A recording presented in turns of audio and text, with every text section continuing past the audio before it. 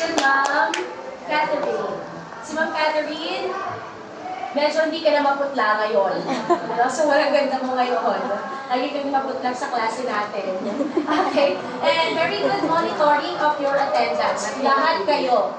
Lahat kayo yung inyong pag-monitor ng attendance. It is not like asking the secretary or the class secretary kung sino ang absent. Pero nade-determine doon sa iyong mga Biometrics po. candies, sa inyong mga materials. Very good kayo lahat doon.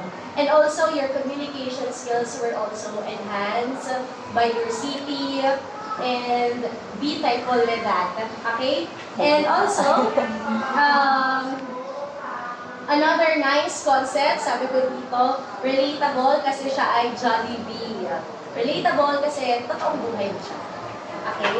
And very good ka in giving instructions in every activity. Hindi lang sa isang activity, but sa lahat ng activity. You're making sure kung naiintindihan or kung magagawa ng estudyante yung kanilang activity. Because the successful of activity depends on how we deliver the instruction, and you delivered it well. Okay? And yung mga materials mo for all vivid and creative, specifically, napaka 3D instructional materials siya, sa mga fries, sa mga burger, very good ka doon.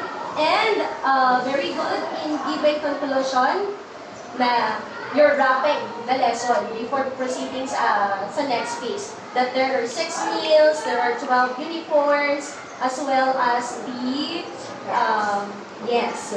Okay? And you have successfully passed the deadline. Tapos nag-uusap kami ni Ma'am Siskar, yung time mo, yung allotted time para sa iyo, very bedtime siya. At yung subject pa is mathematics. So, di ba? Pero napaka-alive mo ng klase mo, napaka-live ng klase mo. And the pacing of your lesson, it was perfect.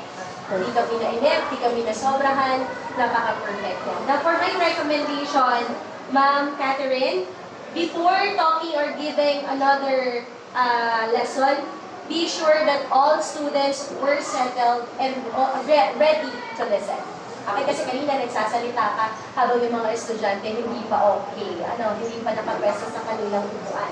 And also is, you should have rubrics or criteria in your group presentation. Yun yung hinahanap ko sa iba. Wala silang rubrics or criteria man lang. And also is, the questions from the evaluation must be read, hindi pinag-flash lang yung sagot or yung answer key for each question. Dapat, for question number 1, who wants to answer, and then tell the answer for that corresponding question. Okay? But overall, congratulations, Ma'am Mendoza. I was very emotional kanina nung pinapanood kita because I have witnessed and heard your life stories. Okay? From your child, from nag-asawa ka ng maaga, nabuntis ka ng maaga, so alam na ka rin. That's why I am very proud with your another achievements. Kasi it was a very spectacular demonstration. Congratulations.